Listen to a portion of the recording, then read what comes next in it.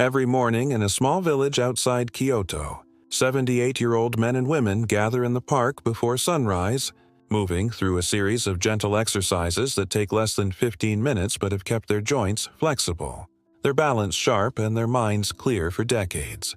No fancy equipment, no gym memberships. Just 6 movements refined over generations that science is now proving can reverse some of the damage we thought was inevitable after 50.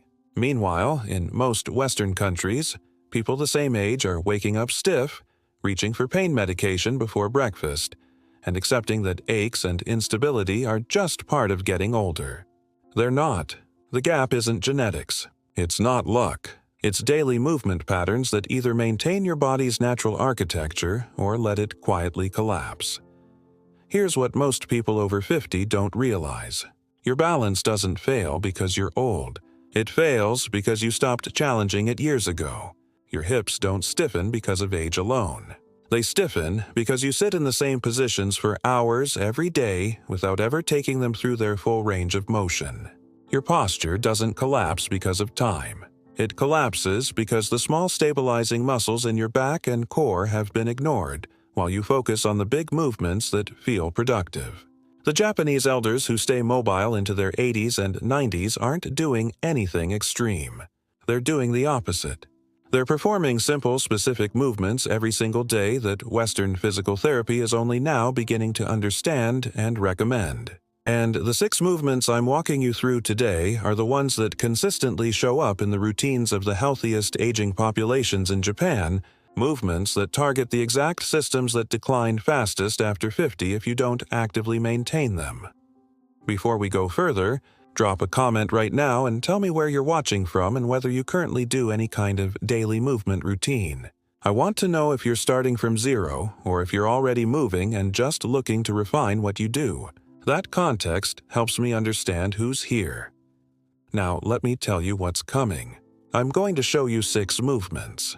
The first 3 are about stability and foundation, the things that prevent falls and keep you independent. The next 2 are about mobility and circulation, the things that reduce pain and keep your joints healthy. And the 6th one, the one I'm saving for last, is deceptively simple but has been linked in multiple analyses to better cognitive function, lower anxiety, and improved sleep quality in older adults. It takes 90 seconds. Most people skip it entirely.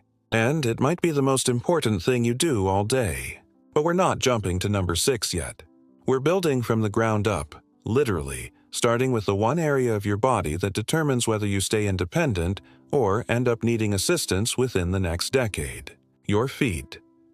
Movement number 1 is called Ashi Yubi Taiso, which translates to toe exercises, but that undersells what's actually happening here. This isn't about wiggling your toes. It's about reactivating the intrinsic muscles in your feet that control balance, absorb impact, and send constant feedback to your brain about where your body is in space. After 50, most people have spent decades in rigid shoes that do all the stabilizing work for their feet, which means those small muscles have atrophied. You don't notice it when you're standing still. You notice it when you step off a curb wrong, or when you're walking on uneven ground and your ankle rolls because your foot couldn't adapt fast enough. Research from biomechanics labs has shown that foot strength and toe flexibility are strong predictors of fall risk in older adults, sometimes even more predictive than overall leg strength. The elders in Japan who do this movement daily maintain foot function that looks more like someone 20 years younger. Here's how you do it. Sit in a chair with your feet flat on the floor, no shoes, no socks. Spread your toes as wide as you can, like you're trying to create space between each one. Hold for 3 seconds. Then curl your toes down as if you're gripping the floor. Hold for 3 seconds. Then lift just your big toe while keeping the other 4 toes down. Hold for 3 seconds. Then reverse it, lift the 4 smaller toes while keeping the big toe down.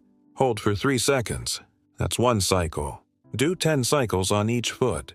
It feels awkward at first because most people have almost no independent control over their toes anymore. That's exactly why you need to do it. You're rebuilding neural pathways that have gone quiet.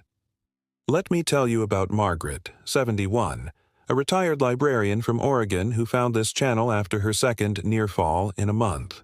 She told me she'd been doing leg-strengthening exercises her physical therapist gave her, lunges and step-ups, but she still felt unstable whenever she walked on anything other than flat pavement.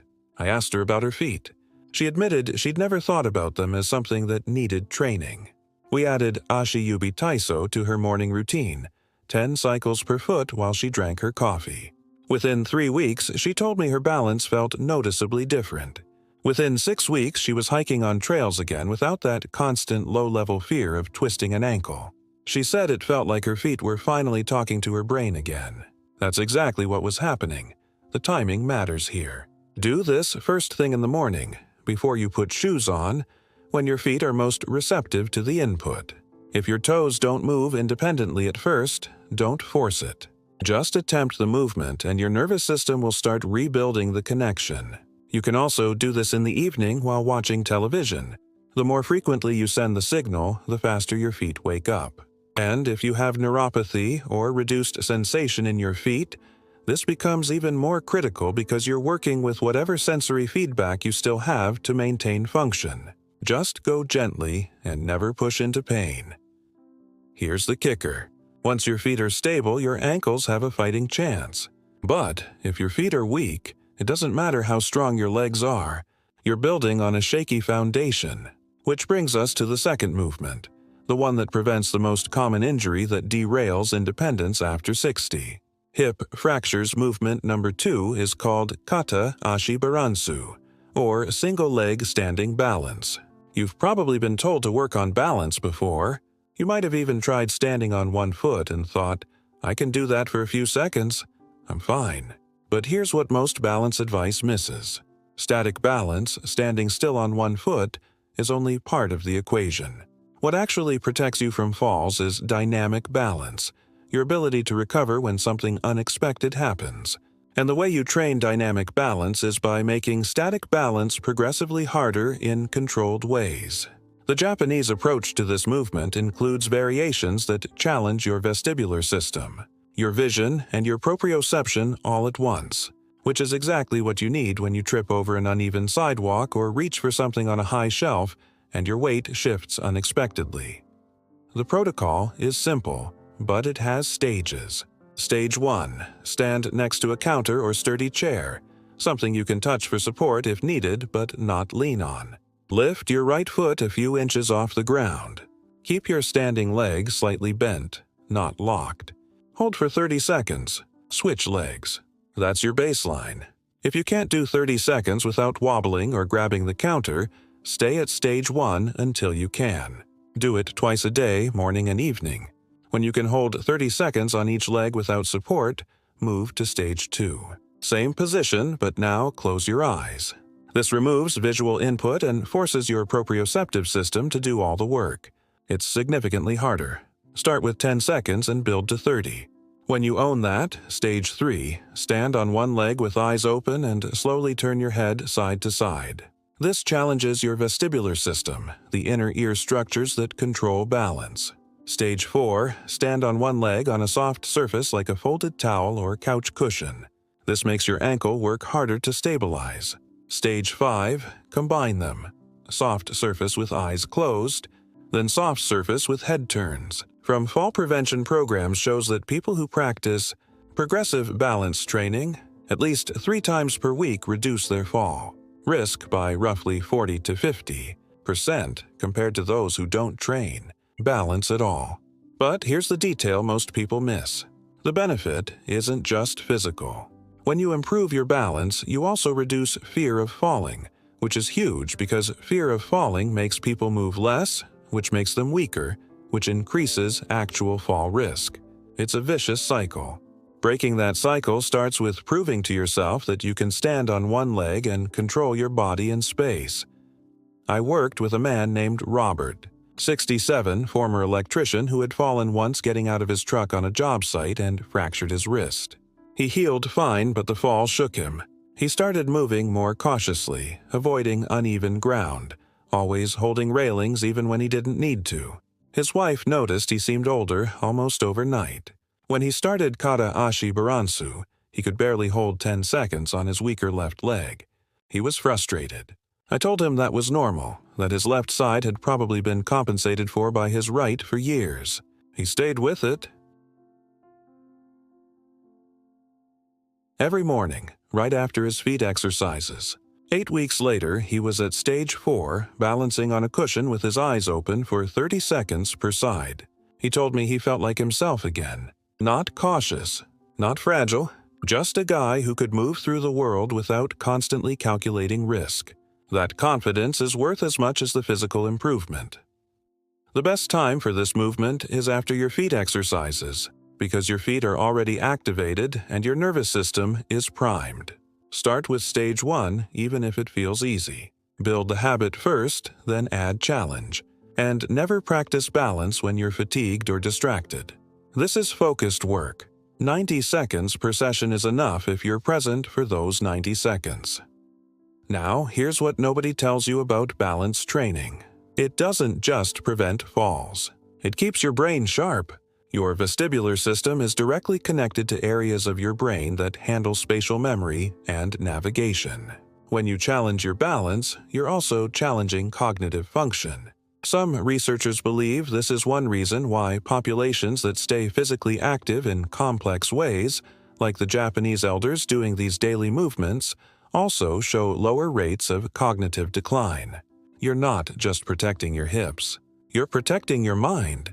And that brings us to movement 3, the one that targets the most neglected joint in your entire body. Movement number 3 is called koshi mawashi, or hip circles. If I asked you right now to make a full circle with your hips, could you do it smoothly without your upper body compensating?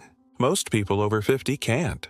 Not because their hip joint is damaged, but because they've spent years moving their hips in exactly 2 directions, forward and back when they walk. And that's it. Your hip is a ball and socket joint designed for 360 degrees of motion. But if you only use a narrow range, the tissues around the joint adapt to that limited range and everything else becomes stiff and inaccessible. The result is hip pain, lower back compensation, and eventually mobility loss that people assume is arthritis or just age when it's actually disuse. Here's why this matters so much after 50. Hip mobility directly affects your gait. If your hips can't extend fully when you walk, your stride shortens, your speed decreases, and your lower back has to move more to compensate, which leads to back pain.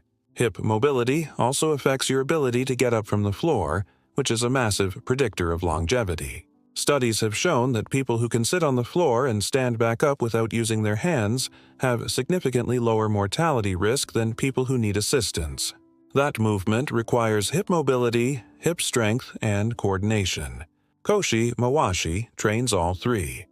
The movement itself is simple. Stand with your feet hip-width apart, hands on your hips or out to the sides for balance. Imagine you're standing inside a barrel and your hips need to trace the inside of that barrel in a smooth circle. Start by pushing your hips forward, then circle them to the right, then back, then to the left, and return to center. That's 1 circle. Do 10 circles in one direction, then 10 in the other. The key is to keep your chest upright and your knees soft. Don't let your upper body do the circling. Isolate the movement to your hips. It will feel stiff at first. You might hear clicking or popping. That's normal as long as there's no pain. You're asking your hip to move in ways it hasn't moved in years. Let me tell you about Diane, 64, who came to this work because her doctor told her she needed a hip replacement within 2 years. She had pain walking upstairs, pain getting in and out of the car, and she'd stopped gardening because kneeling and standing back up hurt too much. I asked her to show me her hip range of motion. She could barely move her hips without her whole torso shifting. We started with koshi mawashi, just 5 circles each direction because that's all she could tolerate. It felt awkward, and she wasn't sure it was doing anything. I told her to trust the process and do it every day. After 2 weeks, 10 circles felt easier. After 6 weeks, she noticed she could get out of her car without bracing herself. After 3 months, she was back in her garden, kneeling and standing without assistance. She still has the hip. She still does the circles every single morning. She said it was the simplest thing that made the biggest difference. Do this movement after your balance work, when your hips are warm but not fatigued. If you have sharp pain, stop and check with a clinician to rule out structural issues. But if it's stiffness and clicking without pain, keep going. You're mobilizing tissues that have been stuck. And here's a modification if standing circles are too much at first. Lie on your back with your knees bent and feet flat on the floor. Gently drop both knees to one side, then circle them forward to the other side and back to center. This gives you the same hip rotation with less load. Build tolerance there, then progress to standing. Here's the part that surprised me when I first researched this. Hip mobility isn't just about your hips. It changes your entire kinetic chain. When your hips move well, your knees experience less stress, your ankles have an easier time adapting to terrain, and your lower back doesn't have to hyperextend to compensate. It's a cascade effect. And the reverse is also true. Stiff hips create problems everywhere else. So those 2 minutes of hip circles every morning are preventing issues in 4 or 5 other areas of your body. That's efficiency. Which brings us to the second half of this sequence, the movements that shift from stability to circulation and flexibility. And movement number 4 is the one that directly counteracts the single most damaging position modern life puts your body in for hours every day: sitting. Movement number 4 is called Hiza Kakekomi, or knee to chest pull. This is a dynamic stretch that opens your hips, decompresses your lower back, and restores length to the muscles that get shortened and tight from sitting. Every time you sit, your hip flexors shorten, your glutes turn off, and your lower back takes on load it wasn't designed to carry. Do that for years, and you end up with chronic low back pain, tight hips, and a posture that makes you look older than you are. Hiza Kakekomi reverses that pattern in about 90 seconds. Here's the protocol. Lie on your back on a comfortable surface, a yoga mat or a carpeted floor. Extend both legs. Bend your right knee and use both hands to gently pull that knee toward your chest. You're not yanking it. You're applying steady, gentle pressure. Hold for 20 seconds while you breathe deeply. You should feel a stretch in your right glute and possibly your lower back. Release, extend the leg, and switch sides. Left knee to chest, hold for 20 seconds, release. That's 1 cycle. Do 3 cycles, alternating legs. Then finish with both knees pulled to your chest at the same time. Hold for 20 seconds. And gently rock side to side a few times to massage your lower back. Research on lower back pain consistently shows that hip flexibility and core stability are 2 of the most important factors in preventing and managing pain. When your hips are tight, your lower back compensates by moving more than it should, which leads to strain and discomfort. When you restore hip flexibility with movements like Hiza Kakekomi, your lower back gets a break. Some analyses suggest that people who do daily stretching focused on the hips and hamstrings report significantly less lower back pain over time compared to those who don't stretch at all. I'll tell you about Alan, 72, a retired postal worker who spent 30 years walking routes and then sitting in his truck between deliveries. By the time he retired, his lower back hurt every morning when he got out of bed. He tried pain medication, heating pads, and eventually physical therapy, which helped but only while he was going regularly. As soon as he stopped, the pain came back. He was resigned to it. I introduced him to Hiza Kakekomi as part of a morning sequence. He was skeptical that something so simple could touch pain he'd had for years. But he tried it. Every morning, right after his hip circles, he'd lie on the floor and do 3 cycles of knee pulls. Within 10 days, he noticed his back felt looser in the morning. Within a month, the constant baseline ache was gone. He still gets tightness if he sits for too long, but 5 minutes on the floor doing this movement, and he's reset. He said he wished someone had taught him this 40 years ago. The best time for Hiza Kakekomi is in the morning after you've done the first 3 movements, or in the evening before bed. It's gentle enough to do when you're winding down, and it helps release tension that built up during the day. If pulling your knee all the way to your chest is uncomfortable, just pull it as far as you can without pain. You'll gain range over time. And if getting down on the floor is difficult, you can do a modified version lying on your bed. though the firmer surface of the floor gives you better feedback and a deeper stretch. Here's a detail that matters. When you do this movement, focus on your breathing. Inhale deeply through your nose. Exhale slowly through your mouth, and with each exhale, see if you can gently pull the knee a little closer without forcing it. Your muscles relax on the exhale. That's when you gain range. If you hold your breath or breathe shallowly, you'll stay tight. Breath and movement together create the change. Now, the next movement is the one that most directly impacts something people over 60 worry about constantly but rarely address correctly. Circulation. Movement number 5 is called fukurahagi massage, which means calf massage, but it's not a passive massage. It's an active self-compression technique combined with ankle movement that pushes blood and lymph out of your lower legs and back toward your heart. After 50, circulation in the lower legs often becomes sluggish. You might notice swelling in your ankles by the end of the day, or your feet feel cold even when the room is warm, or you get leg cramps at night. Those are all signs that blood isn't moving efficiently through your lower extremities. The calf muscle acts as a pump. When it contracts and relaxes, it pushes blood upward against gravity. But if you're sedentary, or if your calf muscles are weak or tight, that pump doesn't work well. Fukurahagi massage manually assists that process and wakes up the muscle tissue. Sit on the floor with your right leg extended and your left knee bent so you can reach your right calf easily. Use both hands to firmly compress your right calf, starting at the ankle and moving upward toward the knee. You're squeezing the muscle and pushing fluid up. Do this for about 30 seconds, applying as much pressure as feels comfortable. Then, while still compressing the calf with your hands, flex and point your foot 10 times. This combination of external compression and internal muscle contraction is incredibly effective at moving stagnant fluid. Switch legs and repeat. The whole process takes about 2 minutes, some studies on venous insufficiency and lymphedema. Management have found that manual techniques combined with movement can significantly reduce swelling and improve circulation, especially in older adults who spend a lot of time sitting. This isn't a replacement for medical treatment if you have a diagnosed circulation issue, but it's a powerful daily practice for maintaining healthy flow and preventing minor problems from becoming major ones. I want to tell you about Linda, 68, who had been dealing with swollen ankles every evening for over a year. Her doctor checked for heart and kidney issues, found nothing concerning, and told her it was probably just age and gravity. She tried compression socks, which helped a little, but she hated wearing them. She felt like they were a surrender to getting old.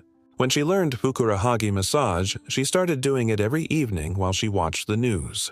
Within a week, she noticed her ankles were less puffy. Within 3 weeks, the swelling was almost completely gone.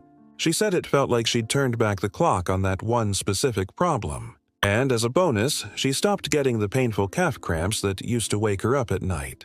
The cramps were probably related to poor circulation and tight calf muscles. The massage addressed both. Do this movement in the evening, especially if you've been sitting or standing for long periods during the day. If you can't sit on the floor comfortably, sit on the edge of your bed or a chair and prop your leg up on a stool. The angle isn't as important as the compression and movement combination.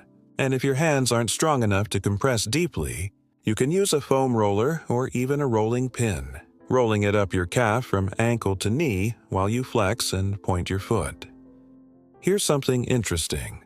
In Japan, calf health is taken very seriously among older adults. There's even a term, kiniki, which refers to calf muscle atrophy, and it's considered a warning sign for overall health decline. They understand that strong, healthy calves are a marker of mobility and independence. Keeping your calves supple and your circulation strong is preventive medicine that costs nothing and takes 2 minutes. Now we've covered 5 movements: feet, balance, hips, lower back, and circulation. Each one addresses a specific system that degrades after 50 if you don't actively maintain it. But the 6th movement is different. It's not about a joint or a muscle group. It's about your nervous system, and it's the one that ties everything together. Drop a comment right now and tell me if you've ever done any kind of breathing exercise or if this is completely new territory for you. I'm curious how many people have explored this. Movement number 6 is called Fukushiki Kokyu, or diaphragmatic breathing. In the West, we call it belly breathing. Most people over 50 breathe shallowly from their chest, using only the top third of their lungs. This kind of breathing keeps your body in a low-grade stress response, activates your sympathetic nervous system, raises your blood pressure slightly, and prevents you from fully oxygenating your blood. Over time, shallow breathing contributes to anxiety, poor sleep, brain fog, and even digestive issues because your body never fully shifts into rest and repair mode. Diaphragmatic breathing does the opposite.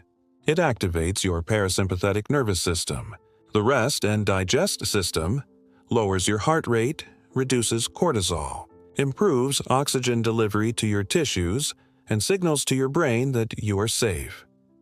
Here's what makes this movement so powerful. It's the only one of the 6 that you can do anytime, anywhere, in any position, and it has immediate effects. You can do it while you're sitting in traffic, lying in bed, standing in line at the grocery store, and the benefits compound. People who practice diaphragmatic breathing daily show lower baseline stress levels, better emotional regulation, improved sleep quality, and even better immune function. Some research has suggested that consistent deep breathing practices can lower systolic blood pressure by several points in people with mild hypertension, though you should never stop medication without consulting your doctor. The point is, this simple movement has systemic effects that touch almost every aspect of your health. The technique is straightforward. Sit or lie down in a comfortable position. Place one hand on your chest and one hand on your belly, just below your rib cage. Breathe in slowly through your nose for a count of 4, directing the air down into your belly so that the hand on your belly rises while the hand on your chest stays relatively still. Hold the breath gently for a count of 2. Then exhale slowly through your mouth for a count of 6, letting your belly fall. The exhale is longer than the inhale. That's key. A longer exhale activates the parasympathetic response. Do this for 10 cycles, which takes about 2 minutes. You can do it once in the morning and once before bed, or anytime you feel stressed or anxious during the day. Let me tell you about James, 74, a retired accountant who had struggled with insomnia for over a decade. He would wake up at 2 or 3 in the morning, his mind racing with worries about his health, his finances, his family, and he couldn't get back to sleep. He tried medications, melatonin, cutting out caffeine, all the standard advice. Nothing worked consistently. When I taught him Fukushiki Kokyu, he didn't think it would help. Breathing seemed too simple to touch a problem that had plagued him for years. But he tried it. Every night before bed, 10 cycles of belly breathing. The first week, nothing changed. The second week, he noticed he fell asleep a little faster. By the 4th week, he was sleeping through the night 3 or 4 times a week, which was more than he'd slept in years. When he did wake up, he would do another 10 cycles of breathing and often fall back asleep within minutes. He told me it felt like he'd found a reset button he didn't know he had. That's what this movement is, a manual override for your nervous system. The best times for diaphragmatic breathing are in the morning, right when you wake up, to set a calm tone for the day, and at night before sleep, to help your body transition into rest. But you can also use it strategically, before a stressful appointment, after an argument, when you feel your heart rate climbing. 90 seconds of intentional breathing can shift your entire physiology. Here's the detail most people miss. Your breath is the only part of your autonomic nervous system that you can consciously control. Your heart rate, your digestion, your hormone release, those all run on autopilot. But your breath is the bridge between conscious and unconscious. When you slow your breathing, everything else slows down too. That's why this movement, as simple as it seems, might be the most important one in the entire sequence. It's the foundation that makes all the other movements more effective because it keeps your nervous system in a state where healing and adaptation can happen. So here's what your daily practice looks like. First thing in the morning, before you put on shoes, 10 cycles of toe exercises for each foot while you're sitting on the edge of your bed. Then stand up and do 30 seconds of single-leg balance on each leg, progressing through the stages as you get stronger. Then 10 hip circles in each direction. Get down on the floor and do 3 cycles of knee-to-chest pulls. In the evening, after dinner or before bed, spend 2 minutes on calf massage and ankle movement. And twice a day, morning and night, do 10 cycles of diaphragmatic breathing. The total time commitment is about 10 minutes in the morning and 5 minutes in the evening. 15 minutes a day to maintain mobility, balance, circulation, flexibility, and nervous system health. That's less time than most people spend scrolling on their phone before getting out of bed. Now, let's talk about what happens if you actually do this. Not once, not for a week, but every day for 3 months. Your feet will have better proprioception and you'll feel more stable on uneven surfaces. Your balance will improve to the point where you stop worrying about falls and start moving with confidence again. Your hips will have more range of motion, which means less back pain, a longer stride, and easier transitions from sitting to standing. Your lower back will feel looser, and the chronic stiffness that greets you every morning will start to fade. Your calves will stay supple. Your circulation will improve, and you'll notice less swelling and fewer cramps. And your nervous system will spend more time in a calm, restorative state, which means better sleep, lower anxiety, and a clearer mind. That's not a miracle. That's just what happens when you give your body the specific inputs it needs to maintain itself. Here's what people get wrong about aging. They think decline is inevitable, that pain and stiffness and instability are just part of getting older. They're not. They're part of not moving correctly. The Japanese elders who do these movements aren't genetically different from you. They're not lucky. They're just consistent with practices that work, and the science backs it up.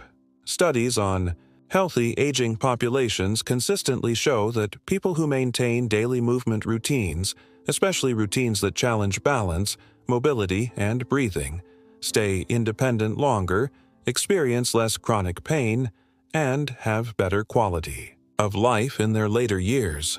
It's not about intensity. It's about specificity and consistency. Let me tell you one more story. I worked with a woman named Patricia, 76, who had been essentially sedentary for 5 years after her husband died.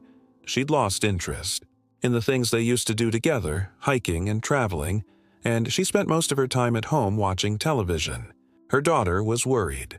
Patricia was getting weaker, moving slower, and seemed resigned to a diminished life.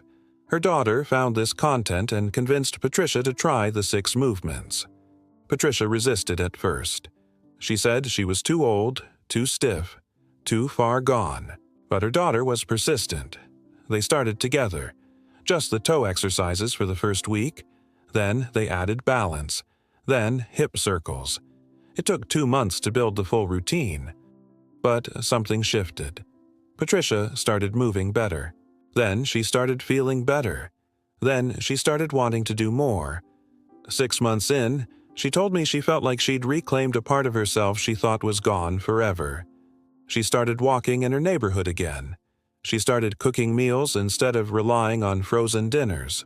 She reconnected with old friends. The movements didn't just change her body. They changed her belief about what was possible, and that belief opened up her entire life again. That's what I want you to understand. These 6 movements are not just physical exercises. They're a statement, a refusal to accept decline as inevitable, a commitment to maintaining your agency and your independence, a recognition that you have more control over how you age than you've been led to believe. The Japanese elders who do these practices daily aren't trying to look younger or turn back time. They're navigating aging with intention and skill. They're staying capable, and capability is freedom. So here's my question for you, and I want you to comment your answer. Which of these 6 movements are you going to start with, and why did you choose that one? Are you going to start with your feet because balance has been an issue? Are you going to start with breathing because stress and sleep are your biggest challenges? Are you going to do the whole sequence because you're ready to commit fully? Tell me where you are and what you're going to try first. I read every comment and I want to know your plan.